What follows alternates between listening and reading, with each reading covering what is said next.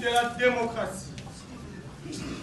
Tout en vous saluant, je ne peux pas commencer mon propos sans m'acquitter d'un agréable devoir, celui de vous saluer au nom du combat, de vous remercier d'avoir disposé de votre temps pour répondre à l'invitation envoyée en dépit de vos agendas chargés.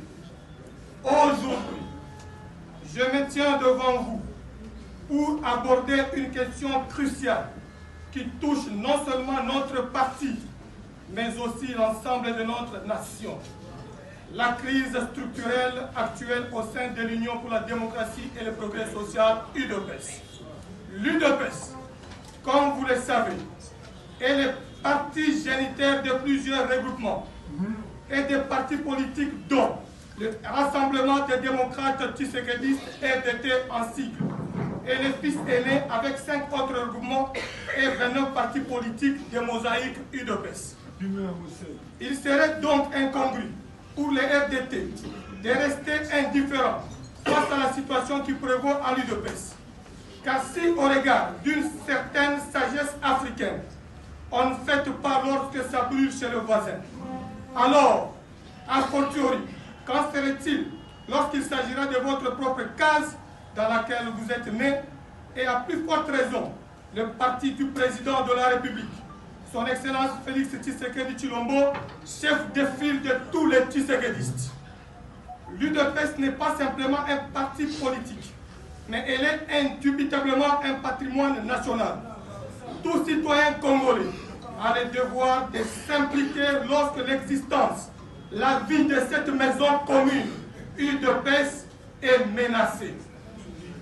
Imaginez un seul instant qu'un citoyen congolais d'origine naturalisée américain, belge ou zambien, pour une raison ou une autre, celui-ci n'a-t-il pas le devoir et le droit de s'associer de la RDC, son pays?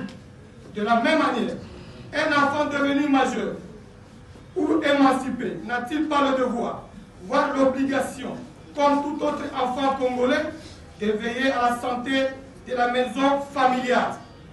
Et Sika Bakunda Mutolu Naye, c'est cela qui rattache le cordon ombilical aux géniteurs, qui explique que le cordon ombilical entre le RDT et l'UDPS n'est jamais coupé et ne se coupera jamais.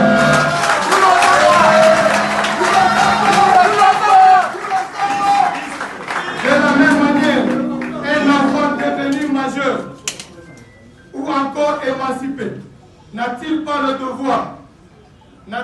devoir, voire l'obligation, comme tout autre enfant congolais, de veiller à la santé de la maison familiale et Sika Bakunda Mutolu Naye?